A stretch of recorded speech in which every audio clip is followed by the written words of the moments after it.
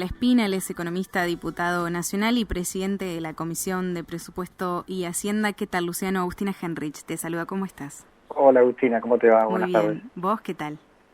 Muy bien, todo tranquilo. Me alegro. Buenos días, Luciano. Baltasar Schubert te saluda. Gracias Hola por estar. Baltasar. Gracias ¿Qué a tal? vos. Muy bien, gracias. Muy bien, muy amable. Bueno, Luciano, queremos ver varias cuestiones con vos. Por supuesto, uno de los temas que nos interesaría comenzar tiene que ver con el proyecto de presupuesto 2021. Vos integrás la Comisión de Presupuesto y te quiero preguntar, bueno, por supuesto que es muy amplio el presupuesto, vamos a desglosar algunos de los ítems, pero en primera instancia, ¿es creíble este proyecto de presupuesto que se envió desde el oficialismo? ¿Es viable? Bueno, la verdad es que cuando nosotros vimos los supuestos macroeconómicos que tenía el presupuesto, naturalmente planteamos algunas objeciones que no tienen que ver tanto con lo que el gobierno pueda plantear, sino más bien con la falta de medidas, de anuncios o de un plan económico que pudiese dar un marco para esas proyecciones que allí están en el presupuesto, ¿no? Un crecimiento del 5.5 para el próximo año, una reducción de la tasa de inflación, en momentos en los cuales Argentina está atravesando una crisis cambiaria muy severa. El Banco Central se observa todos los días, la brecha cambiaria está con mucha volatilidad, de 140, 100%, yendo y viniendo, la última semana con una baja muy importante, explicada en gran medida por una intervención del propio gobierno en el mercado paralelo. Así que en ese marco, obviamente nosotros teníamos muchas dudas respecto a los supuestos macroeconómicos que planteaba ese presupuesto. Así que la verdad es que creo que el propio gobierno tenía, incluso al momento de presentación del presupuesto, un debate interno que todavía continúa respecto a qué rumbo le va a dar el programa económico. Y cuando llegó el presupuesto, obviamente eso no estaba absolutamente saldado, y así se nota un poco de las proyecciones del presupuesto, de la falta de medidas y fundamentalmente de los cambios que ya se han empezado a anunciar, digamos, en materia del presupuesto. Por ejemplo, el cambio en la forma en la cual se va a financiar, digamos, todo esto que tiene que ver obviamente con un presupuesto que va a estar sometido a la lupa de la negociación que viene por delante con el Fondo Monetario Internacional, que ciertamente va a cambiar mucho. Y además, el presupuesto, y con esto termino, tenía como un supuesto central de su proyección que el 31 de diciembre de este año se termina la pandemia, porque gran parte de la corrección del gasto que está prevista para el próximo año tiene que ver con la eliminación absoluta, total, de los subsidios a los hogares, que son el ingreso familiar de emergencia, y los subsidios a las empresas para financiar o para evitar despidos masivos, cosa que obviamente asumen que el 31 de diciembre se termina la pandemia y que se normaliza toda la actividad económica, cosa que hoy por hoy sabemos que es un supuesto bastante optimista. Sí, totalmente. Fue creo que de las cosas que más ruido hizo eso, ¿no? De que, bueno, de repente va a llegar la vacuna, coincide, ¿no?, con la fecha en la que dicen que vamos a tener la vacuna, que también estamos bastante en duda respecto a eso, porque por lo menos los especialistas con los que nosotros hemos hablado hablan mucho de la vacuna de Oxford, pero no de la vacuna de Rusia. Y acá incluso se dice que gente del Ministerio de Salud fue a Rusia en estos días, hizo un viaje medio secreto. Pero bueno, un poco volviendo a lo que vos decías de la proyección de la inflación para el año que viene, me parece que si este año, que hemos tenido prácticamente todo congelado, vamos a cerrar más o menos en un 30%, es un poco utópico una inflación del 29%, pero un año que viene con un aumento ya pautado de tarifas, disminución en los servicios también, o sea, está por hacerse ahora en diciembre una segunda suba de combustibles. Sí. No, el punto que vos planteás es clave, porque justamente gran parte de lo que ha pasado en materia de inflación este año tiene que ver primero con una enorme recesión y colapso del consumo en muchos sectores, ni hablar restaurantes, ni hablar cines, por supuesto que están cerrados, o tantos otros, turismo, recreación, o sea, muchísimos de esos. Después hay controles de precios, los famosos precios cuidados que están generando una olla a presión porque las empresas están argumentando que ya no pueden sostener los precios por mucho tiempo más, y el congelamiento tarifario, que como sabemos es como una gomera, digamos, o sea, uno cuanto más tiempo retrasa esos controles tarifarios, eso pega en la parte, pega en los subsidios, porque obviamente alguien tiene que pagarlo, la gente cree que es gratis, pero termina pagando con más impuestos, o en este caso con más emisión monetaria e inflación, y a la larga en algún momento va a haber que acomodar eso. Así que yo me imagino que ese tema puede ser uno de los factores de mayor tensión en las negociaciones que vienen por delante con el Fondo Monetario, porque el Fondo Monetario seguramente va a pedir ir acomodando esos precios relativos, por una razón central. Si uno sigue congelando las tarifas, atrasando las tarifas, sosteniendo una bola de subsidios, que fue la que llevó a que en el 2015 tengamos casi 5 puntos del producto que se gastaban en subsidios tarifarios, y eso obligó a reacomodar las tarifas con un costo político muy grande para el entonces presidente Mauricio Macri, como forma de equilibrar las cuentas públicas y bajar los subsidios, pero pegó muy fuerte en el bolsillo de la clase media, digamos, ¿no? Así que, pero digo, me parece que el Fondo Monetario va a mirar esta cuestión a la hora de cerrar un acuerdo, porque obviamente no va a querer, digamos, justamente que el gobierno se le tambaleen las cuentas públicas por mantener congelado el precio de las tarifas en el año electoral. Y esto va a generar creo yo, una gran tensión interna dentro del oficialismo. O sea, toda la pregunta, creo, hoy más sensible e importante que uno puede hacerse hacia adelante es cómo va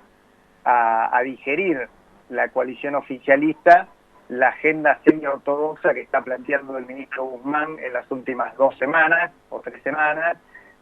y la que va a plantear seguramente el Fondo Monetario para ir saliendo gradualmente de esta situación un tanto explosiva que se ha generado en el mercado de cambios, con una brecha cambiaria muy grande, el Banco Central perdiendo reservas, y un tipo de cambio oficial que viene siendo controlado cada vez con más represión de la demanda de dólares oficiales en el mercado oficial.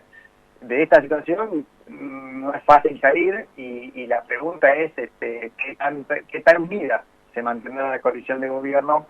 detrás de un programa tan ortodoxo como el que seguramente se plantee desde Washington para el próximo año. Y hablando de Guzmán y del mercado de cambio, ¿no? Esta idea de reducir hacia abajo hasta llegar a cero una brecha que hoy, como decíamos recién al principio del programa, es de 100 y pico de dólares entre los distintos dólares, 100 y pico de pesos entre los distintos dólares.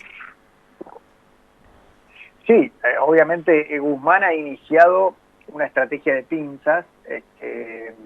que consiste básicamente en varias cosas, digamos, la CNB hablando con los operadores más importantes del mercado para que no operen en el mercado de contado con liquidación o en el dólar net, que son los mercados paralelos financieros. Uh-huh. El FGS, que es el fondo de los jubilados, vendiendo dólares a tasas, bonos en dólares a tasas descomunalmente altas del 15-16% en dólares. Lo mismo estaría haciendo aparentemente el Banco Central. Todo eso generó una gran presión sobre el contado con liquidación, y al mismo tiempo el ministro Guzmán acaba de anunciar, obviamente, digamos, en el día de hoy, que va a pedir menos pesos al Banco Central de aquí a fin de año, y hay también una estrategia de ir subiendo las tasas de interés. Esta suerte de giro hacia una política, digamos, un poco más dura, más restrictiva, más ortodoxa, como suele decirse la jerga, está encaminada, creo yo, a justamente a reducir la brecha cambiaria como forma de ganar tiempo, creo yo, en este escenario de expectativa enorme, expectativa de evaluación que se había creado, pero obviamente son medidas que solo compran tiempo, pero que requieren después medidas de fondo. Y estas medidas de fondo básicamente que vuelvan a ingresar dólares a la economía argentina, para lo cual lo que el gobierno va a tener que hacer es, primero, lograr un acuerdo con el fondo que le destrabe no solo los fondos frescos del Fondo Monetario, valga la redundancia, sino también de otros organismos financieros internacionales. En esto está trabajando, me parece, el Ministerio de Economía, y para lograr ese acuerdo seguramente lo que viene por delante son mucho más que medidas cosméticas o simplemente para ganar tiempo, sino, me parece a mí, algunas medidas que van a ir más al fondo de la cuestión, como yo decía antes, que seguramente van a tener que ver con reducir aún más el déficit fiscal, tratar de ir saliendo gradualmente del tiempo cambiario, salir de la trampa que genera, al igual que el tiempo cambiario, el congelamiento tarifario, que son formas de ganar tiempo, pero al mismo tiempo inflar un globo que después termina explotando mucho peor, y todo eso en un año electoral va a generar enormes tensiones desde el punto de vista político, no solo con la sociedad, que va a tener que atravesar un escenario relativamente, yo diría, muy duro, quizás menos duro del que implicaría atravesar una devaluación desordenada o un esquema en el cual al gobierno se le vaya de las manos la situación, pero ciertamente muy duro en términos sociales, porque estamos entrando a esta crisis con una pobreza que está entre 40 y 45%, o por lo menos rondando el 45%, fue 41 en el primer semestre, y los analistas la proyectan en 45 para el segundo semestre. Bueno, lo cual pone una presión y un estrés muy grande a toda la sociedad, a los sectores más vulnerables, a toda la clase política y sobre todo a la coalición de gobierno, creo yo. O sea, esta es la gran pregunta, es cómo va a soportar las tensiones internas de la coalición de gobierno si todas estas medidas que estamos analizando, que son ciertamente una medicina bastante agria para digerir en el año electoral, digamos, si eso va a tener el apoyo de toda la coalición, incluyendo la vicepresidente, digamos, este giro ortodoxo que se está intentando por lo menos desde el Ministerio de Economía. No sabemos finalmente qué es lo que decidirá el presidente Alberto Fernández, que un poco está haciendo equilibrio entre dos posiciones, digamos, que hoy están muy marcadas en el gobierno, y cuál va a ser su relación con los sectores del kirchnerismo más duro. Creo que esta es un poco la gran incógnita política que hoy tenemos para imaginar el próximo año. Yo imagino que el gobierno querrá que este programa de ajuste que está seguramente encalando en los próximos meses en el marco de un acuerdo con el Fondo Monetario sea avalado por la oposición, nosotros quienes integramos la oposición, y bueno, esto va a plantear también un escenario muy delicado desde el punto de vista del diálogo político, porque básicamente como oposición nosotros estamos dispuestos a ayudar en la medida que el oficialismo esté 100% alineado detrás de un programa y de un rumbo del país que no sea, digamos, el rumbo de Venezuela, sino un país rumbo a la normalización. Te quiero preguntar, Luciano, más allá de las dudas que se presentan en cuanto a la cuestión doméstica, estas inminentes elecciones en Estados Unidos, en función del resultado de quien gane la presidencia, ¿qué impacto puede o no tener a la Argentina en su programa de gobierno, en su negociación con el fondo? Yo creo que hay una sobreestimación creo yo, del cambio de signo político que puede generar un triunfo de Joe Biden en Estados Unidos respecto a la relación con la Argentina. Me parece que la relación con Argentina en Estados Unidos está muy teñida de los 12 años de kirchnerismo duro, que hoy, digamos, de alguna forma el presidente Alberto Fernández parece reivindicar, por un lado, más allá de que son muy buenas las gestiones del embajador en Estados Unidos, Jorge Argüello, acercando posiciones, me da la impresión de que la línea más burocrática del Departamento de Estado en Estados Unidos no va a cambiar su opinión de Argentina porque cambie, digamos, el signo político del gobierno americano, porque justamente allá las políticas digamos, internacionales no van de un lado para el otro como una veleta. Y creo que lo que van a querer ver es que Argentina esté relativamente alejado del eje bolivariano, por decirlo de alguna forma, cada vez más, como forma de eventualmente tratar de ayudar a la Argentina en este camino tan difícil que tiene. Así que yo creo que tanto el fondo como el Tesoro, el Departamento de Estado, en este caso el Tesoro americano, que es fundamentalmente el que decide en materia de asistencia financiera a la Argentina, creo que van de alguna forma a ver cuáles son los próximos pasos que toma el gobierno, y si es un gobierno que trata de radicalizarse, como ha sido, por ejemplo, muchas de las señales que dio el gobierno de Alberto Fernández desde junio de este año a esta parte, y seguramente ni siquiera en un triunfo demócrata, que todavía no está claro que se dé, veremos qué pasa mañana, puede cambiar sustancialmente esa opinión que tienen hacia la Argentina. Creo que en esto Argentina tiene que trabajar y por el bien de los argentinos alejarse de esas dudas, este coqueteo con este modelo de intervencionismo exagerado en la economía, de manoseo sobre la propiedad privada, de cambio en las reglas de juego del empresariado, que por supuesto no son condición suficiente para que la economía crezca. O sea, nadie cree porque vos des una señal de estabilidad en la regla de juego o defensa de la propiedad privada, el otro día se soluciona la pobreza, el crecimiento y aparezca la inversión, pero sí es condición necesaria para que eso ocurra. O sea, necesitas ese marco, digamos, de orientación donde pones a la empresa privada y la creación de empleo como eje, empleo privado como eje central del desarrollo a largo plazo. Después generás condiciones de estabilidad macroeconómica y tercero, ponés condiciones de rentabilidad que requieren bajar la carga tributaria. Todo eso es necesario para que la economía crezca. Si alguna de esas tres patas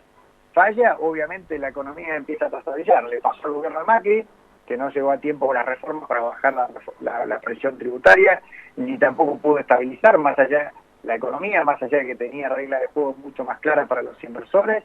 y le va a pasar al gobierno de Alberto Fernández si